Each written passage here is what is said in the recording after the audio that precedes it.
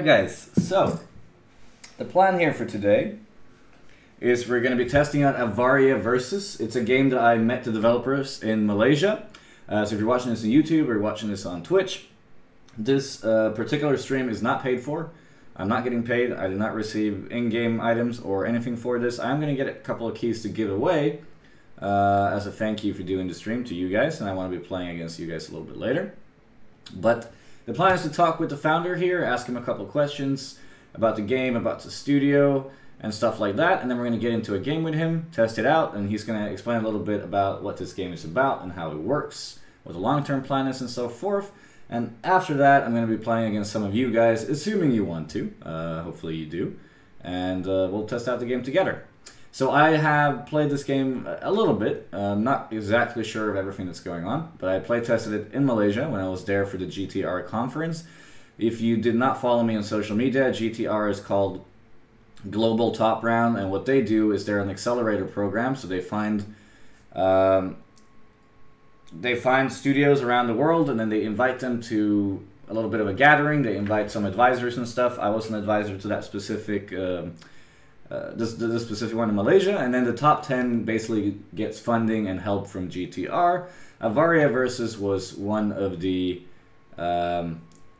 selected studios out of the top 10. So they're based in America, but I'm not exactly sure where. I'm going to let Andrew explain that, and yeah, let's get him into the call, shall we? So let's try out the game, see what you guys think, and what I think. This is a closed beta, and let's talk to the founder, shall we? Let me call him up here. Alrighty, Andrew. Can you hear me? Yes, sir. Hear you perfectly fine. Hey, so what's going on? All good, man. How are you? It's quite late in America. It's 12 hours behind me or something. Yeah, it's 10 o'clock and Saturday here on the East Coast, and we have a snowstorm barreling down on us right now. So that's my reality. Yeah, I don't think we have snow here at all in Thailand. I'm not exactly sure, but I've never seen it. You know, with the way the planet is going right now, maybe we will see snow in Thailand someday, you know? Oh, it's very true. I mean, Sweden used to be insanely cold, and I think we had 30 degrees this year, so I see what you mean. Yeah. Well, yeah, so it's cool. Yeah, you mentioned that we met in Malaysia. That was awesome that you were there at that conference, too. We had a great time.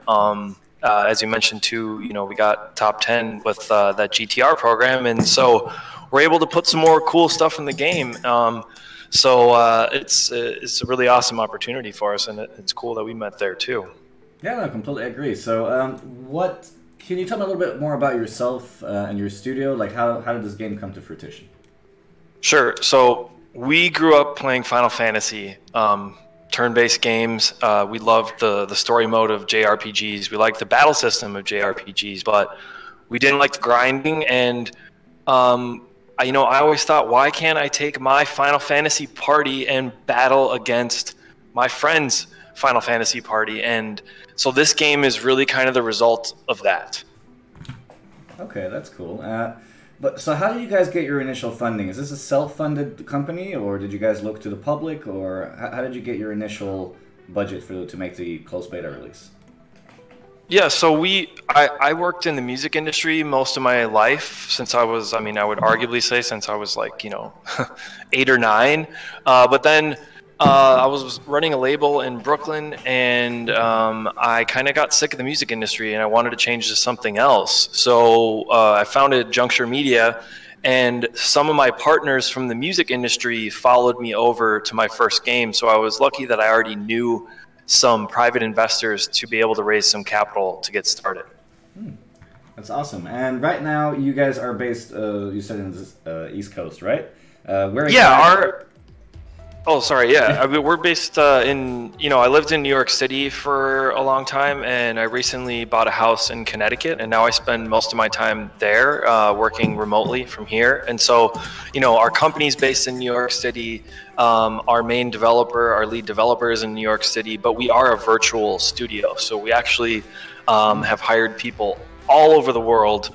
I always joke because our credits on the game are going to look so long, we're going to look like we're this huge international studio. But the fact is, a lot of people worked on the game for a little bit of time, you know? And from my understanding, you guys have a lot of community workers as well, right? Helping you out with the game. So it's not only like employees, you also have a lot of like community support. Yeah, I mean, you know, we're a small indie game. This is my first game, so you know we don't have any big names on the project. We're really starting from scratch, and you know we've got a great community so far that has helped us with testing, balance. You know, we spent about 3.5 months where we weren't touching anything technical about the game, and pretty much doing new balance pass every week with a core group of about 30 or 40 people on our Discord. And we really knocked out, in my opinion, a really balanced system in our game now, which is, you know, was a big thing for me. I wanted our game to be fair and have a lot of viable play styles. Okay, that's awesome. And so right now, how many full-time employees do you have that's working remotely? Right now, well, see, that's a good question. Most of us have been part-time for the whole project. So, you know, the team started about 3 years ago, and I think if we would have been working full-time, you know, maybe we'd be where we were at now in about 1.5 years. But, you know, I still have a day job. I run a small digital marketing company that I founded about 10 years ago. So that's what pays my bills. And then I work on Avaria every other second that I can when I'm not playing video games myself. All right, that sounds awesome. So you said this game came from Final Fantasy. Was there any specific other title you had, like as an inspiration for the game? Oh, definitely. We were actually me and my co-lead game designer Void Sloth. We were really into Paragon. That was our MOBA that we really got obsessed with. And so we were playing a lot of Paragon when we were designing some of the elements of this battle system. So you'll notice there's a very MOBA-like leveling system in this game. So, you know, leveling up is not persistent. There's 16 heroes in this game, and everybody has access to those heroes, and you have to build a party of 3. And in the battle, you level up just like a MOBA. So you'll go from, you know, level 1 all the way to level 9, and unlocking abilities in battle is kind of our focus level mechanic. Okay, so basically I'm going to be playing against you later, and every time I do an ability, I'll be leveling up to potentially do more stuff the more the game goes on. Yeah, exactly. And then we have a mechanic called Focus, which is sort of like a leveling mechanic. And once you know really understand the meta and you start playing with Focus, you can do some pretty cool stuff, because at level 5 you unlock your Focus Burn, which is like your alt. So and when you get your Focus Burn, you have to do a mini game. So there's some dexterity involved in this, even though it is a turn-based game. And the reason we call it ultra-fast turn-based combat is because we think we really made a very fast, fluid turn-based experience. But that's for the viewers to decide, I suppose. Yeah, I believe when I tested it out for a little bit, I believe our games were between 8 and 15 minutes. Nothing was longer than 15, and most of the time it was done before 10. So it's definitely a lot faster than a lot of other games. Yeah. I want to be able to play matches. You know, honestly, I based the match time off of like first-person shooters. I was just like, you know, that's about as much of attention span I want on like a PvP match. And you know, looking at COD and Halo and Siege games are a little bit longer, I feel like. But you know, looking at those formats, that 8 to 12 minute kind of window is really what we were aiming for a match. Okay, awesome. So, what is the future of your game? What are you planning? Well, what we're doing is we're trying to build the Avaria universe. So we actually put 2 years of work into a story game too, called Avaria: Ghost of the Immortal, which is a single-player scripted turn-based combat game. So if you learn the heroes and the combat in this game, you're going to be able to jump right into the story and play pretty quickly. With the online, we just really want to see what you know, with Avaria Versus, we want to see what the response is. Want to see what people think. And I mean, if things go well, we would love to add more heroes. We would love to add all kinds of stuff, different playlists with different you know, parameters turned on. But you know, at this point with our first game, we just got to keep our head down and try to get our core features really solid before we release, and then we'll see what happens. All right, awesome. Yeah, I've been part of the game development for about 9 years myself, so I do know the different kinds of processes. However, it's only recently I've been part of a smaller indie studio. Before that, I worked with a lot of big companies, and their budgets are less flexible. You can throw stuff everywhere. So I do get what you mean, that it's very important to like find your course and what you want to focus on for now, because you can't go, you know, everywhere all at once. So yeah, I mean, trust me, my brain goes everywhere all at once, all the time. But we gotta rein it in. right. So then, to further elaborate on that, what specific features are you planning in the near future? I would really love to be able to get the ability to earn skins in the game. Some kind of cosmetic upgrades that people who put the time into our game can show off with their heroes. So that would be what I would love to add. As you probably know, that just requires a big art team, and art is expensive. 3D art is expensive, and you're looking at one of our heroes here in the game. For an indie, we really tried to deliver as close to a premium experience as we could, and there's a lot of polish we still want to put into the game, but we're really trying to make the characters look good. So if we can get unlockable skins in, I would be really happy, because that would give some more progression to grinding matches online. And so to elaborate on that as well, I know a lot of my viewers would ask this question to you. If those will potentially also be microtransactions, will there be any sort of pay-to-win aspects in the game at all? Well, first of all, those wouldn't even be microtransactions, because our game is going to be premium. Okay. In pre-release right now, you can buy it from us on our Discord for $14.99, and that unlocks everything in the game, and that will unlock everything that will always be in the game, no matter what comes out in the future. And when it retails, it's going to go $19.99. But no, there is no pay-to-win mechanic, because that was one core belief that we wanted in this game, is that all the characters are the same. It's like Mortal Kombat. You don't go over to your friend's house and his Scorpion is stronger than yours, or Tekken or whatever. I kind of had that fighting game mentality to it, that it's just got to be about skill and your strategy. Awesome. Okay, so one final question before we test out the game. What do you love the most about your own game, or your own creation?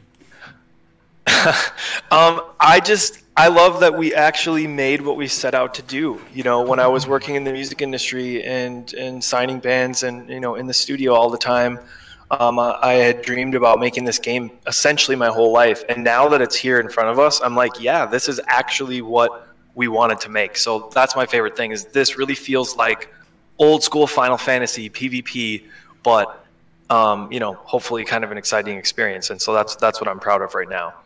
All right, awesome. Well, let's try it out then. So online, I assume, is what I'm clicking here. Yeah, let's go to online, and we can do a private match. Okay, so play. So you go to play.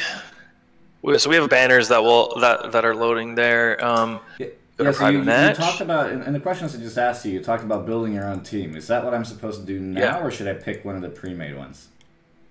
I always tell people that are playing for the first few times to use pre-mades, and right now, I'll just use a pre-made as well.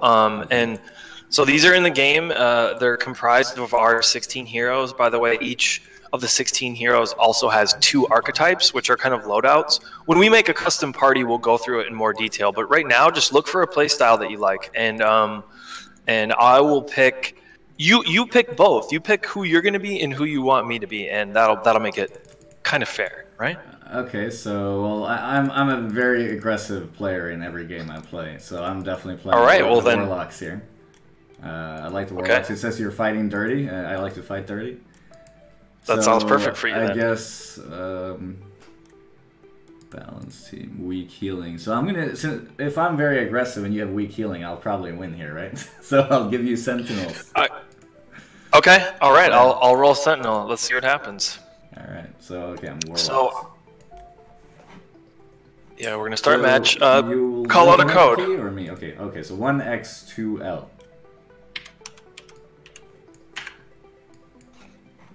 Joining.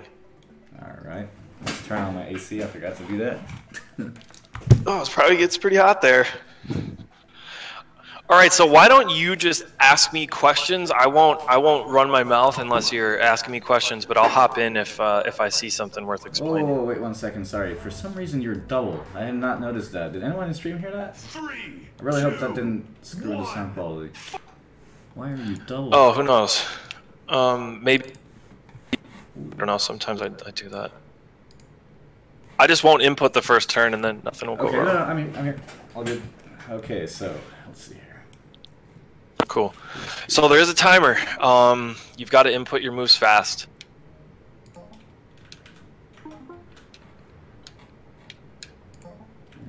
Oh, all 3 of them. Okay, so what I did here now is I know I'm not supposed to tell you, but since you're the first game, It's fine. It's fine. So yeah, so I added some minus speed on you, while I also did degeneration on your servo C guy, and then on the last person, what did I do here? Oop. Okay, wait a second here now. Okay, so I can see here that when I'm playing this servo D guy, everything is reversed. So I'm looking right now. Yeah. It's reversed. So you see that little question mark that I put on your servo D? You see that one debuff you have? Yep. That is a real-life debuff, and we have 5 different real-life debuff effects. And what they do is they debuff the player, not the character. So they might scramble your controller. You can shuffle somebody's screen around. You can scramble the letters in their UI. So there's these real-world things you can do to try to throw up your opponent. Okay. All right, so whenever you see a question mark on your guy, you have one or any combination of those effects. Yes, what I did here is I intercepted one of your attacks on your... Wait, what's that? Okay, I got it. Wait, shit, did I just... Oh, boy. Oh, boy. That's another one. So, yeah, I'm casting a couple nasty things on you right now. Yeah, I think I just decreased speed of my entire... No, it was increased. Okay, thank God. I thought I decreased the speed of my whole team. No, you boosted him. So at any time, you can also hold Y on the keyboard or, you know, Y triangle position on the controller if you're using one, and you can see extra information about all the characters. Whoa, okay. My servo D is now triple reversed or something, I think. That's another effect that I put on top of you right now. That's a nasty one. Now, you can dispel those real-life debuffs just like you could dispel any other debuff that you have. So, you know, the thing with those real-life debuffs is kind of like, can you fight through them, or are you going to use a turn to actually dispel them off of you? So really what we're doing in the early game here with this is we're posturing. You know, we're trying to figure out, we're trying to get some buffs going, trying to get some debuffs going, set up our team, and level up. And as you might have seen, as we're leveling up, we're choosing upgrades for our abilities. Yeah, so what I'm trying to do now is, like, I'm reading these abilities really quickly, and I'm trying to buff myself up early game here by giving myself speed, which I assume means that I'll do my abilities before you, since your speed is a lot lower. And I'm not caring about your debuffs yet, because I feel like that won't matter. And I'm not exactly sure what lowering your spirit means, but your guy in the, or sorry, your girl in the top has a -2 spirit now, I think? Yeah. Yeah, well, if you look at that extra info screen again, essentially how it works. Holding Y, sorry? Holding Y? Yeah, exactly. You hold Y, you can see the whole stat card layout for everybody. And I could explain the stats. Basically, there's strength, there's mana, there's vitality, and there's spirit. And so strength goes against vitality, and mana goes against spirit. And basically it's output and receiving stats, you know? Yep. So most times when you're casting, you're using an output stat, and then the person who's getting it, whether it's damage or a heal, it's going to one of those receiving stats.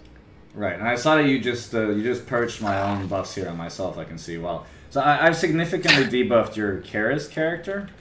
Yep. Which is obviously helping me a lot, and I had a lot of regeneration on my servo D, which I thought would be amazing, but then you removed it. So that's I just took it off of you. Yeah. So Elder Waru, I did something uncharacteristic of him. I actually leveled up his attack all the way. Usually I use him as a support character, so I leveled up his attack all the way. And when I level up his attack all the way, I get a dispel on hit as well, so it becomes very effective. Okay, yeah. So right now I noticed now that I just reached 5 stacks on my speed. So that is the maximum, right? That is exactly. You can have up to 5 stacks of any of our status effects. Oh, Jesus Christ. So how are we going to start giving out these keys? How do you think we should give people some AVARIavs keys tonight? Well, I definitely think that I need to focus if I'm going to beat you here. So maybe after this first game, we'll do it. Because otherwise, trust me, get wrecked here. I made this game, and I have a hard time, you know, streaming and talking and playing it too. There's a lot going on. Yeah. Oh wow, that did a lot of damage. Because her defenses, so if you're using mana attacks with her decreased spirit, she's gonna get pummeled. Oh boy. Ah! I gotta start. I gotta start giving her some Jesus sustain. Christ. Oh boy. Which I can do. I think I'm killing that guy. Oh. Reduce focus and decrease. Oh, that's good. Okay, let's do that. Okay. So one thing to know about Dispel is every Dispel in the game is smart. So if you do it on a friendly character, it's only going to get rid of the bad things. And if you do it on an enemy character, it's only going to get rid of the good things. Gotcha. Oh my lordy. That one's max, so I'll do the intercept on the girl. Reduce focus and speed. So you said focus was the experience, right? So if I use that on you, I'm basically stopping you from getting level 5. Is that correct? If you're using Shatter, I'm guessing you're looking at? Yeah, so like it says reduce focus, and I can see on your character that you have less experience than Service C and Elder Waru. Yep. Yeah, so you see the purple bar. So this is the judge, and now you see a skull timer in the middle, and what this is the beginning of the sudden death mechanic. And the judge will appear, and it will start counting down, and when it reaches 0, it's going to come and judge the lowest HP character on the screen. Okay, so basically right now what I want to focus on is getting one of your guys as low as possible, and yeah, you don't want to be any of the lowest HP character. You're gonna get judged. Okay, I'm a pretty fast learner, so I can see here that when I was debuffed, like it's automatically changing my target, right? Which means if I'm not paying attention, I might use like one of my own abilities on myself. Is that correct? Exactly. So I always hated Confuse in Final Fantasy, which would just randomly, your character would just randomly attack your own party. So I was like, let's make it Confuse that you have to make the mistake on. And so that's where that real life debuff came from right there.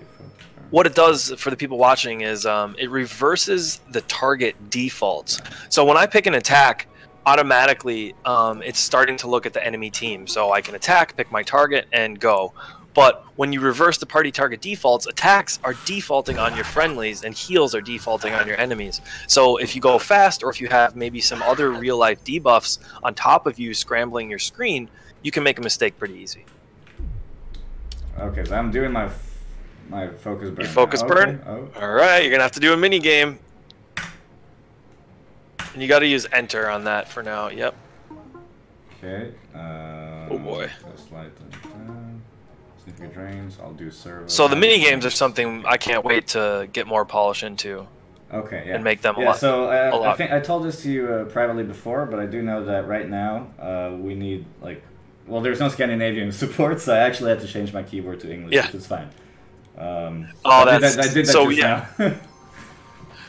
Look at the huge heal you got. Ow, that freaking hurts. Yes, I was kind of scared here of doing two what's it called? Oh shit! So now I'm on the other side. Now I'm targeting you. X just target. Okay, there we go. It's confusing, huh? Okay. It gets tough. So I'm scared here of using the ultimate because I assume when I'm debuffed here, I might actually screw up, right? No, the ultimates. There is no targeting in ultimates. They are done automatically, so you cannot mess that up. That'd be a little too powerful. Okay, this is not working. And we didn't want a targeting step after you do the mini game. So you finish the mini game and that's it for that ability. You don't have to sit and pick the target afterwards. And I can see here because of imminent judgment, you try to heal yourself up beforehand. So that. Oh, yep. Wow. Yep. That's a lot of buffs. Ow. No, but actually, that was nice. So that worked out great for you because Cyrus did an ability called Sacrifice. Look at all the buffs you got. If you would have completed the mini game, you would have gotten 5 stacks of everything in the game on your other 2 characters. So he sacrifices a bunch of his HP to give those huge buffs to your other 2 guys. So a sacrifice strategy would be like trying to level up your mana soldier with sacrifice as quick as you can. Sacrificing and then dropping 2 party damage focus burns with your other 2 characters, and that can be pretty devastating. Okay, gotcha. Whoa, that's a big one. Omega Protocol is Servo's best damage. Yeah, and I also figured out how to revive there. Yep, got the res. So now you can see the judge is already coming around again, and the judge is going to kill one character next, then it's going to climb to 2, 3, 4, etc. I've never seen a quad. Actually, I've seen one quad judgment. I've seen a couple triples, but not a lot of quads. Intercepting this one. It's really hard to... So you can see how the beginning of the match, you know, we were posturing for this end game, where now we're all leveling up. Our abilities are hitting a lot harder. Everything matters a lot more now. So your decisions become infinitely more important as the match goes on. Okay. Gotcha. Oh, down, up, down, right, up, boom. Oh boy. Okay. Oh boy. Can I hit myself? Oh, I can't see. Focus. Dispel an effect and effects from a target party. Oh boy. Apply to range. I'm so dead. Jesus. Huge heal. Veda is one of the biggest healers in the game. I'm still gonna get judged here. It looks like, unless I. Yeah. Oh, Servo C maybe. 12:14 to 12. Oh, 12:41 to 12:04. That was so close. That was so close. This is actually the longest game I've played so far. Oh really? we got healer characters or healer parties. Yeah, I think that's why. Yeah, because I remember when I played against my employee, it was done before 10 minutes. Berserker. Yeah. Okay. It's not ultra fast, guys, because we're both playing like healer classes. Like when I played before, it took less than 10 minutes every time. Coming in hot. So that's why. Tactical sequence. Ooh. Oh, I had that reflection shield up there. That was pretty. Myself, yeah. That hurt your servo. Allowed me to get the kill right there. This is not one of the games I was working on. No. Ooh. Holy crap! I'm getting wrecked. Dang. Well. Shit, that might be GG right there. Yeah, I'm out of revives, so I'm pretty much dead here. Yeah. Dang. Good game, good game, good game. So, did I screw up there on doing the, like, focusing on speed early game? Because I wasn't aggressive enough early because I figured the speed would be good. I think, I mean, it's really about, this is a game that's about team comp first, right? Right. Really thinking about what am I going to have to do to win with this team? And you're going against it's blind pick, so you don't know where you're gonna end up, who you're gonna be fighting. So you really have to go with something has a very clear strategy, but you got to cover all your bases. So it takes a while to kind of learn what those matchups are, and just like any other game, learning what the enemy is doing is almost more important than knowing what you're doing sometimes. So right now, I was playing Warlock against Sentinel. Was I a counter to you, or were you a counter to me, like, or win rate wise? I'd say Sentinel is pretty hot right now. People, in terms of pre-built parties, people are saying that Sentinel might be one of the best pre-builds. So sometimes, it's fun to just play with just the pre-builds, just to kind of keep the pool of characters a little bit smaller. Yeah. And Sentinel might be one of the strongest just overall. It can go a couple different ways. And I built it more damage oriented than normal, and that's why I was allowed to get that huge single target damage in the judge rounds. Okay. So what I think we'll do now is I'm going to give away 4 of the keys to subscribers only, and then I'm going to give away to viewers after. And while they're downloading the game, let's have you walk me through the building my own team. All right. If that sounds good. Yep. That sounds great. Okay, so for all my subscribers, if you go into the Discord channel, in the sub-only channel, I'll be posting them there, and just first come, first serve for now, since there's not a lot. How many people are we today? Good luck, guys. And these are beta keys. They'll work from now until release. And if you join our server and you don't want your key to shut off, if you really like in the game, just hit me up in our Discord, and I'll make sure we don't revoke it when the game comes out. Thank you so much for watching this video. Don't forget to join the notification squad to get an instant message every time one of my video uploads, so you can be here as quickly as possible to watch my content. Also, if you would like to support me a little bit extra every month, you can click the Patreon link and maybe subscribe with a couple dollars, completely up to you. Also, don't forget to like this video and also subscribe to my channel for more content in the future. Thank you very, very much. See you in the next video.